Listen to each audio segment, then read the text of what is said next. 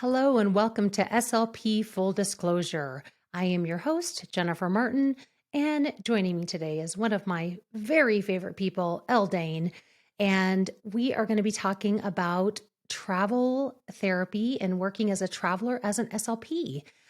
Before we get into the episode and I tell you a little bit more about Elle, I want to just remind you that this episode is sponsored by AMN Passport. We all know life can get busy, and that's why AMN created Travel Healthcare's highest rated mobile app that helps you find, book, and manage your next healthcare assignment all from the palm of your hand. AMN Passport puts you on the fast track to your next travel job. Receive instant job match notifications when you download AMN Passport today. All right, so let me tell you a little bit about our guest, Elle Dane. She is one of my favorite people. Like I said, I have known her for over 5 years, which is crazy. And Elle Dane has been with AMN Healthcare for 6 years and has been the university program manager for 2.5 of those 6 years. She has a passion for working with new graduates, especially those going into their clinical fellowship. And she works closely with our clinical management team to represent AMN for organizations such as MSLP and STEP. And she is just such an important part of our team. So welcome, Elle. Thank you. Thanks for having me. Yes, thank you for saying yes. I was like, yay! For those of you who can't see, or if you're watching on YouTube, this mug, Elle gave it to me years ago. It's my No Drama Llama, so I said I had to have it today for our recording because I knew I was going to see her. But so, Elle, we are going to be talking about something that I feel like more people know about, but there's still so many that I think this is a newer concept or one that they have a lot of questions about, and that is traveling as an SLP. But before we get started in that, I'd just loved a little bit for our audience to learn a little bit more about you and what has your professional journey been? Oh, goodness. It's been quite a ride and it's gone by very fast. I started in 2016. And as you said, I've been with the company now for a little over 6 years. And I had no idea the kind of journey that I would be going on. And it's just been such a pleasure. And I'm so grateful that I've been able to accomplish what I've accomplished, meet who I've met, and I've been able to really tap into being able to serve others. That's something that I am very passionate about when it comes to my personal life. And so it started, it didn't start with AMN, but I was able to really dive deep into that.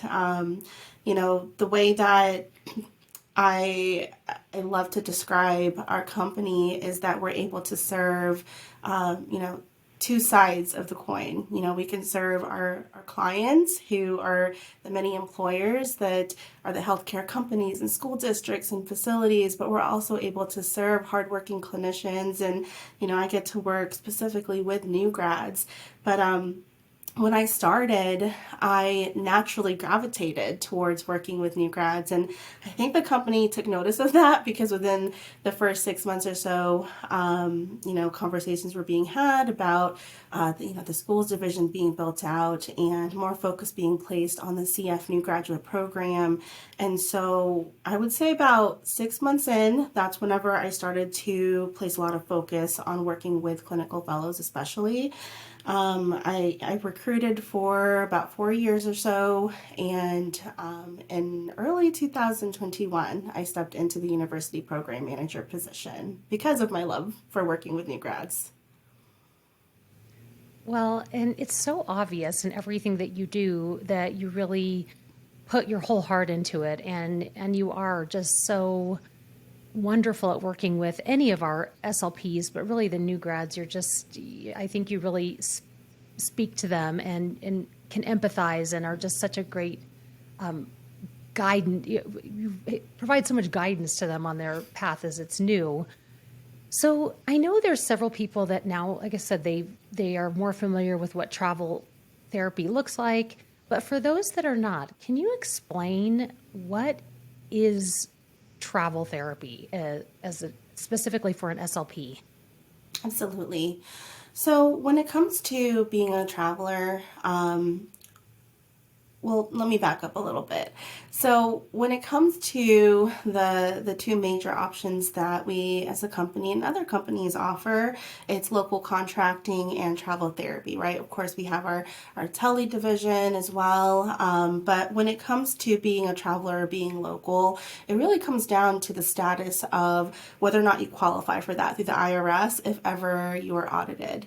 And so if you are local, it simply means that you are not willing to commute or temporarily relocate over 50 miles away from your permanent tax address. And if you are willing to do that, you are a travel therapist. And that's really as simply as I could put it. Of course, there are other details that would go along with that a certified tax professional can equip a clinician with. But it starts there is do you qualify to take advantage of the benefits of having that travel therapy status? And, are you over that 50-mile golden rule? Yeah, and I think one of I think, especially during the pandemic, we all heard about the travel nurses, the contract nurses. And I think now that that's more of a common concept through that. Can you tell us a little bit about how that would work with, looking at that instead of like a contract nurse? What would an SLP look like in terms of where could they travel to and how long would their assignments be based on that setting? Sure. So we are a national firm. So SLPs can travel nationwide. Together, we can serve communities across each state, different cities. They can have a lot of fun with the locations that they select. A common misconception that first-time travelers and new grads who haven't stepped into the job market world of being a practicing SLP, I know it's a little bit intimidating. Just really not knowing, what would that look like, right? But ultimately, you can be in the driver's seat. That's why we have a lot of support on the back end, not only within the new grad program and our clinical team, but of course, recruiters. They're phenomenal. They're very knowledgeable about that job market. And so they can really help someone, especially in that first time conversation of helping them meet their personal and their professional goals. And so, they can choose different locations across the country. And then as far as their professional goals, they can really specify what settings they might have the most interest in. And if it's a competitive setting, then, their recruiter will help guide them as far as creating a game plan on choosing other settings that they might want to get some experience in beforehand, especially in the job market that they're looking at. And so it can look very different for everyone. But again, going back to anyone who's interested in this option, they should be in the driver's seat. We as a company do work closely with medical as well as with school districts across the country. And so a lot of medical positions will start off with that 13 weeks, but there is always the possibility of extending beyond that. I have many SLP friends who started off with 13 weeks wanting to gain experience in that setting and check out that location. And then they ended up falling in love with who they were working side by side with and that location. And then they ended up being there for 6 or 7 months, up to that year mark if they want to maintain that travel status. But school districts will typically be for the entire school year. Sometimes it'll be for half the school year. It really it comes down to what's going to work best for both that SLP and the need of the particular client that they're wanting to work with. Yeah, so and I think that's just a great distinction. So there's medical, there's schools, and based on the setting, most of the medical are going to be about 13 weeks, but like you said, you can extend if you love it, and then the schools are typically for the whole school year. So it is also, and we'll get into what this looks like for a newer grad because there are some considerations to think about if you are just out of school when you're looking at what setting and where. but it is such a great option because it really does allow you to try different things and to see what you do like before you really commit. And I love that you point out that many do find what they are looking for in love, and then that's what they end up doing forever. And that's a great feeling also to know that you've helped somebody find that where they feel like they belong. Yes, So yes, thank you. yeah. So when you're thinking through, and you've worked with so many, again, starting as a recruiter and now in working with university program, what do you hear from people and what have you learned when you're thinking about what are some of the pros and cons of doing travel therapy as an SLP? At the end of the day, it's a lifestyle decision. For me personally, I meet with a lot of cohorts across the country, not only with SLPs, but the many other disciplines that we as a company are able to serve. But, I always lead with I'm not here to sway anyone one way or the other. I really just want to have it be more of an informative conversation. So that way, that individual who may be considering different options, they end up making an informed decision for themselves based off of their personal and professional goals. And so, when I say it's a lifestyle decision, travel therapy is just that. You really want to be able to ask yourself, does it make sense for me with what's going on with my life? And, am I tied down in a specific location? Why would that be? Or maybe I'm not. Maybe I do have a wanderlust soul, and maybe I do want to check out different settings and get experience. And, what kind of support do I want before I start a position as well as once I've started, and even, after years, what would that look like? And so it's not necessarily that one decision is better than the other. It just really comes down to, does it make sense for someone who might want to go into it? Yeah. So, I mean, I think that's such an important call out is just, a big pro is if you do have that wanderlust and want to explore and don't have anything holding you to one specific location, then that would be a great pro for you to work as a traveler. What else can you think of when you hear people saying, "I'm so glad I did this because blank"? What would be some others that you've heard? It opens up a world of opportunities. That is something that I love to hear, especially when, I was able to chat with someone before they made that decision, right? There's just, what is that saying? When you put yourself out there, at the end of the day, and you overcome that little bit of fear of the unknown, so many things can happen. And that's typically what I do end up seeing, where, especially if I'm talking with two students and then they're graduating that year, they would have never known each other, and then they end up choosing the same location, right? And they both end up interviewing and getting that position, and now they're best friends. Now they're getting married. It's just so cool to see that. And then especially whenever I've connected with someone over the years, and then they tell me, oh gosh, over the last 3-5 years, this is what I've been doing, and I just, they never thought that they could become the clinician that they ultimately envisioned themselves becoming, and they end up being that. They expand their network.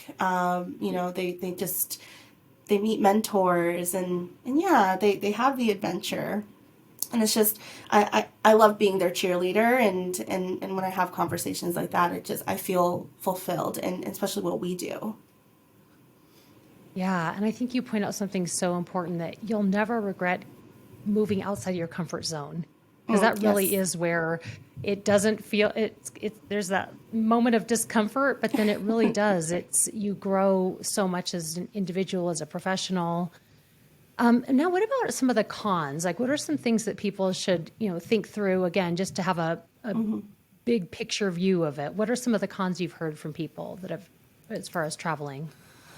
Well, I think it can be a little bit scary. Some folks will be nervous about the fact that they're stepping into an already established professional work environment, and so they feel like the outsider coming into a facility or to a school district. And I always want to empower them and put the ball back in their court, and just ask them, are you asking questions? Are you taking the initiative? And making sure that you're able to best serve your student or your patient. You can always ask questions during the interview too. I mean, recruiters and career consultants, they will do their very best to make sure that a candidate is prepared going into that interview, and that questions are answered even after the interview. So, there's a lot of things that a candidate can do before they even start that position to ensure that they feel as comfortable as possible and that they are as prepared as possible to do their best job once they've actually started that position. When it comes to students and new grads, a piece of advice that I always want to make sure that I share is don't expect to go in being perfect.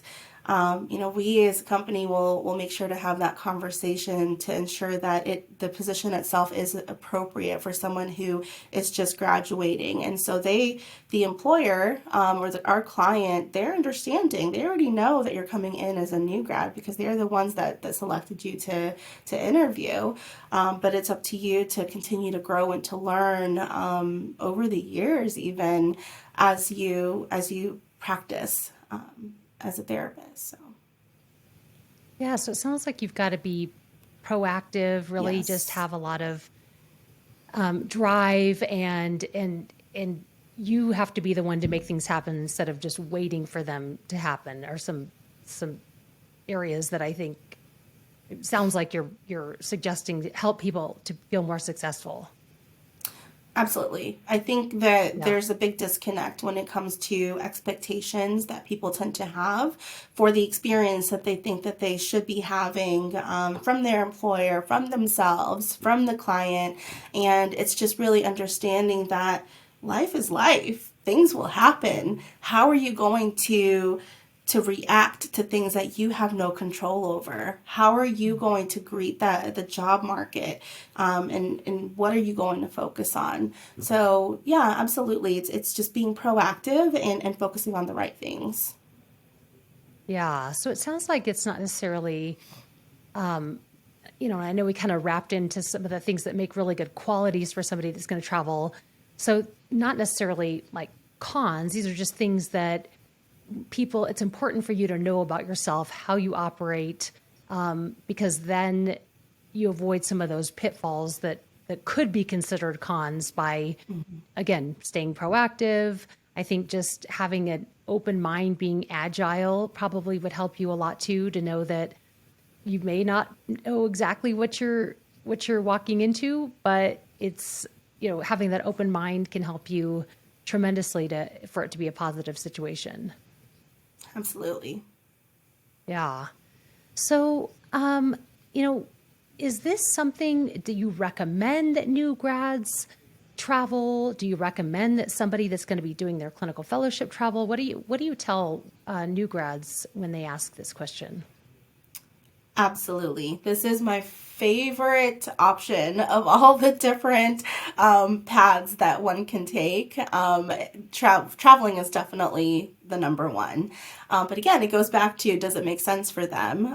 For some folks, they don't really know what questions to ask themselves beforehand. And so they may not even know that this is the best option until that conversation is had. So when it comes to especially coming in as a new grad, gosh, the potential of the experiences that one can gain simply by putting themselves out there, it's amazing to me. But you want to choose a company that can provide you with that support, right? So for us, we have a CF specific new graduate program. We have licensed experienced SLPs on the back end that can really help make sure that the system itself is providing a positive and supportive experience. So there's things like that to think about if someone is going to be a travel therapist, especially going in as a new grad. But for someone who wants to gain experience in different settings, they're not really quite sure what they want to specialize in. For someone who maybe wants to pay down student loan debt a lot quicker than if they were to go in and be fully taxed in a position, that would be something to think about as well, because as a traveler, you qualify for non-tax stipends, which means that the majority of your income in a position will be non-tax, and oftentimes that take-home pay is a lot higher than what you could make as a CF going into a position for the first time as an SLP. So, do those pros align with your life and with the things that you're trying to accomplish? Yeah, and I think it's such a great population also because, like you said earlier, there becomes a time when you're tied down to an area, whether it's a relationship, a house, a million other things that can all of a sudden it's harder to leave.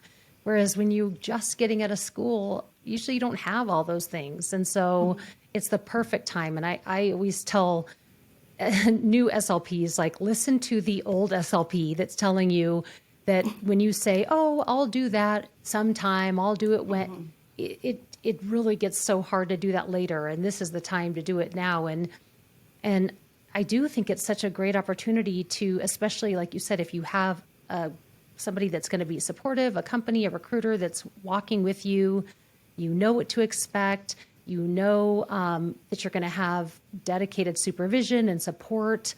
I think those are all so important. But then it's just such an adventure to be able to do this at a time when you're just getting out of school, and it's a great opportunity to see someplace new or live someplace new that you may not necessarily want to put down roots forever, but it would be great to just visit and explore.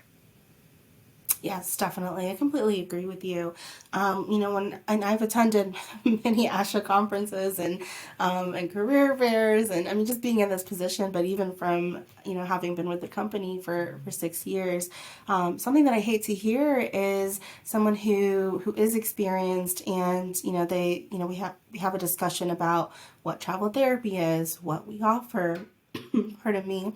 And they have a feeling of regret for not having done that when they had the chance to, because now they have to wait until maybe their kids leave the nest, or they say, okay, maybe after retirement, or that feeling of fear of the unknown. It's just started to really sink in, and there's just so many reasons, but I really don't want for anyone to feel regret, and I don't want for anyone to make any decisions out of fear. Yeah, and that's, I was just reading something recently that most people, their regret doesn't stem from things that they've done, it's from things that they did not do. And so I always think Yeah. about that you're most likely not going to regret, oh, I did this and had this experience. It's usually, why didn't I do this? So I think that's always something I'm thinking about as well. So let's talk about, I know one of the questions I've heard often is just if, I'm whether I'm a new grad or I've been doing this for a while and okay, I'm ready to travel. I want to try someplace new. I want to go somewhere. A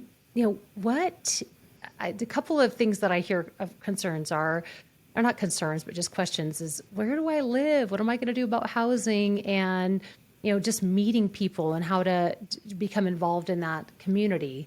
So let's talk about housing first. What do you usually recommend for when somebody asks you that question? Most companies will offer corporate housing. In the 6 years I've been in this industry, I can't name one SLP who's actually taken advantage of that. And it's not a negative thing that they didn't. It's just that Again, this goes back to making an informed decision. So if you are taking advantage of the perk of having corporate housing, basically you're saying that as a travel therapist, you really just don't want to have any part in the search, right? You want that to be taken care of.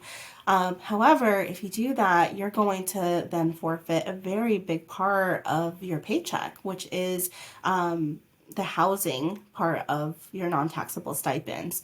And so my best advice for a first-time traveler, for a new grad, would be, take advantage of having a supportive recruiter or career consultant that is at no cost to you. And together, search for housing. It could be Airbnb, it could be VRBO, it could be an extended stay hotel. Like I know AMN Healthcare, we offer corporate discounts when it comes to different hotel chains, so that could be an option as well. Basically, it takes a little bit more upfront work, and it's not necessarily work at all, but the benefits of being able to maximize your pay throughout the duration of your contract, it's definitely worth it. Yeah, and there's so many great resources now that I think, like you Absolutely. mentioned, there's so many, the internet at our fingertips that there's, and I know that sometimes people will travel to places where they already have friends or family, and then they have already a network of people that they can stay with. And if not, there's so many options, even in more rural areas now that before might have been challenging to know what was out there. There's plenty of options. And like you said, that you're not alone in that. Your recruiter, career consultant is going to walk with you and make sure that you're set in that area. Yes, and also the person you're interviewing with. If you end up getting an offer and you accept a position, now you have direct communication with someone who lives in that area. And so, you could always ask them, what neighborhoods should I avoid?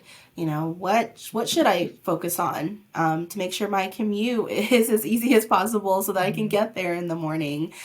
So beyond your company and your recruiter, you can also lean on the client and just ask that question. It's okay. Yeah, and I think sometimes too, when I'm talking to new grads, there may be a job in an area that is maybe like a smaller town, and they wanted to be more around more nightlife or urban, but you can choose to live wherever you want. And so sometimes what that I've seen some do is it's like, oh, if I go halfway between this more urban area and this smaller area, then I'm still not don't have a terrible commute, but I'm then closer to doing some of the things that I want to do in the evenings and weekends. So I mean, that's what's Right. nice too, is that you have the ability to choose where that housing is if that's the option Yes. you go with. Yeah. Yes. And what about when, if they say, how am I going to meet people? I don't know anybody in that area. What do you suggest for ways that they can work around that?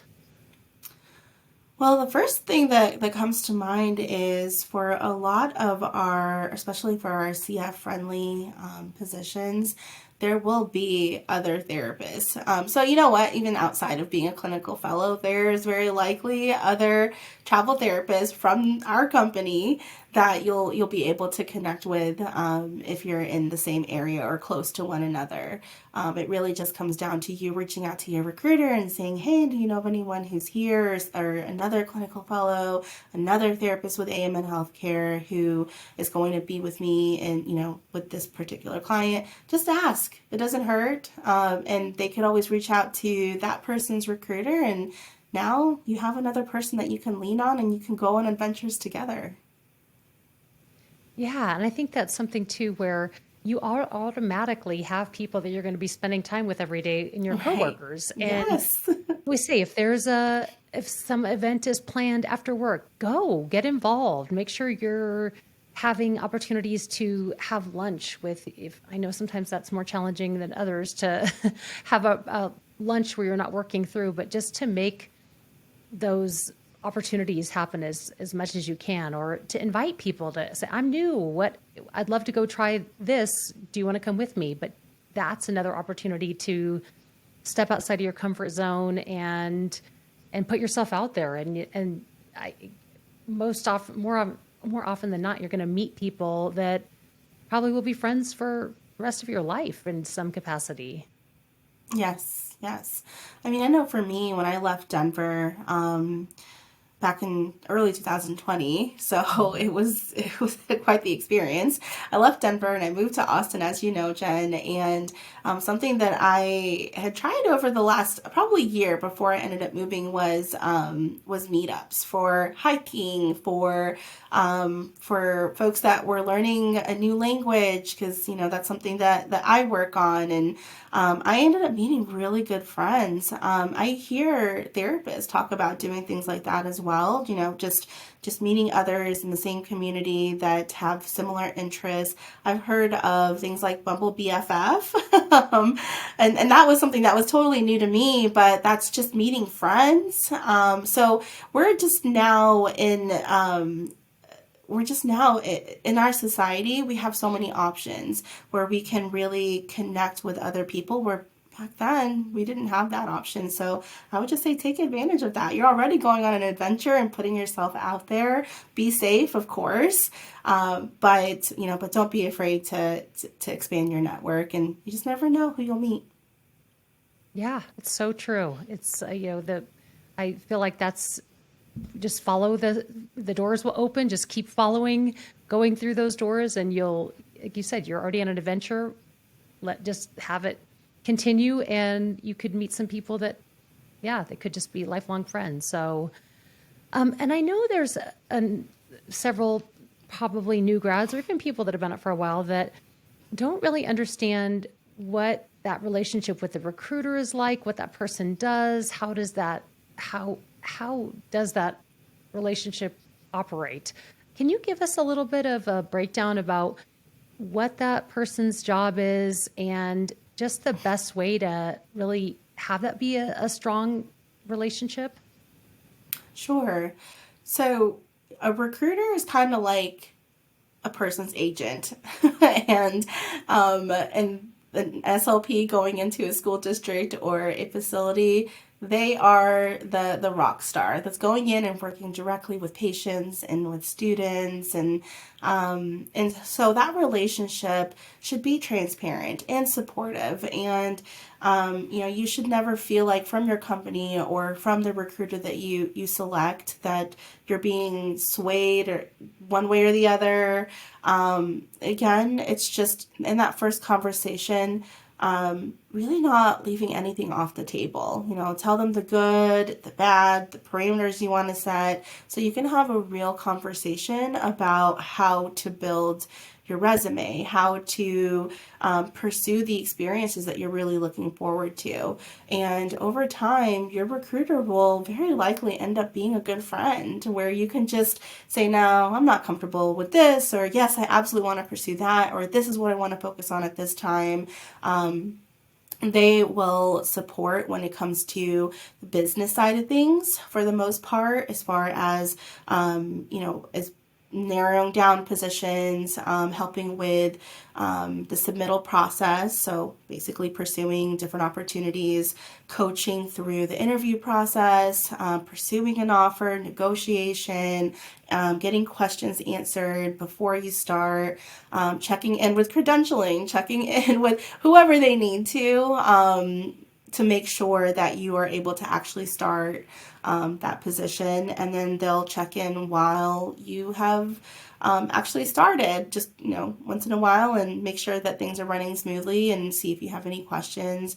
They are, in every way possible I could think of, they are your person. So yeah, just make sure that you choose someone that you feel comfortable with, and don't be afraid to have even hard discussions. Yeah, such great advice. And I think when I first learned about, because again, I never had the opportunity to do travel therapy because it really was, it was out there when I finished school, but it was really geared more towards OTs and PTs. And when I learned about what recruiters do, I'm thinking, oh my gosh, that would have made my life so much easier, because I basically created my own travel position. I had to do all the work, all the legwork, get myself in front of that facility, do all the behind the scenes stuff. And when I found out what that recruiters do, I thought, oh my gosh, that would have made my life so much easier because, and this is the other thing too, and you alluded to this, that you as the SLP are always in the driver's seat. I've had some new grads ask me, well, do they tell me where I'm going to go? It's like, absolutely not. You say, this is where I'd be willing to go. This is what I'm interested in. This is you explain yourself. And that is, the recruiter is your wing person. I mean, you're in the driver's seat, Yes. but they are there with you. And the amount of support is, again, I think, people who aren't sure about how that relationship works, it really is that your partner along the way, your entire professional journey within that organization.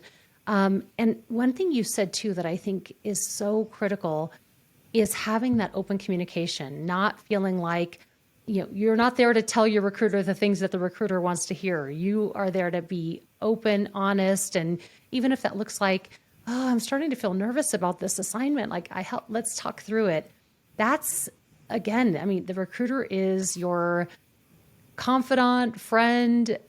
They're there to help clear any roadblocks that come about. So it is such an important and cool relationship that I wish I had taken advantage of, because it would have made my life so much easier. I love that. Thank you for sharing your experience.